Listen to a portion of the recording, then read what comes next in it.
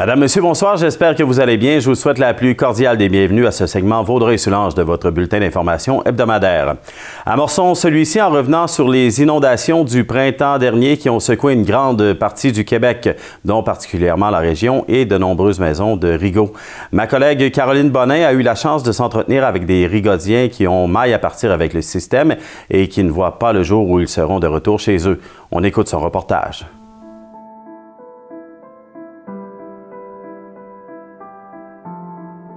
Yvon Mathieu et sa conjointe habitent à l'hôtel depuis 7 mois. Ils font partie des citoyens de Rigaud touchés par les inondations au printemps dernier. Seul leur sous-sol a été touché, mais ils ne sont toujours pas de retour chez eux. On avait des digues, on avait des pompes, puis on tenait un niveau d'eau parce qu'il y avait beaucoup de marchandises au sol sur des tablettes de métal.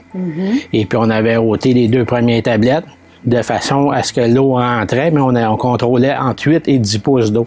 On avait 2 pompes à essence qui marchaient continuellement. Après les inondations, ils ont rencontré de nombreuses embûches auprès du ministère de la Sécurité publique. Leur lutte a débuté dès le premier rapport des dommages, qui comprenait de nombreuses erreurs selon le citoyen. C'était mon numéro de rapport, ma grosseur de maison, mais comme si j'aurais eu de l'eau au niveau du plancher. J'avais comme 80 feuilles de J-Proc. Vous voyez ici, j'en ai beaucoup du J-Proc en haut. 11 portes de division pour le sol. C'est un sol, tu sais, j'ai pas ça. J'ai même pas ça dans toute la maison, 11 portes. Après plus de 8 semaines, le couple a obtenu un nouveau rapport, avec une cote en deçà de 50 %.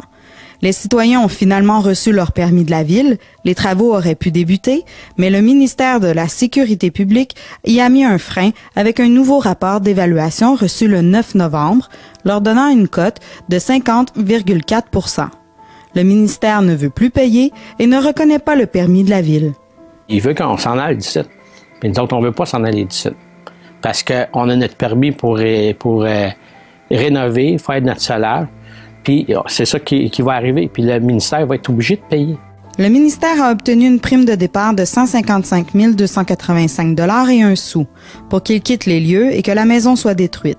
Les sinistrés n'ont pas l'intention d'accepter et souhaitent se battre pour obtenir gain de cause.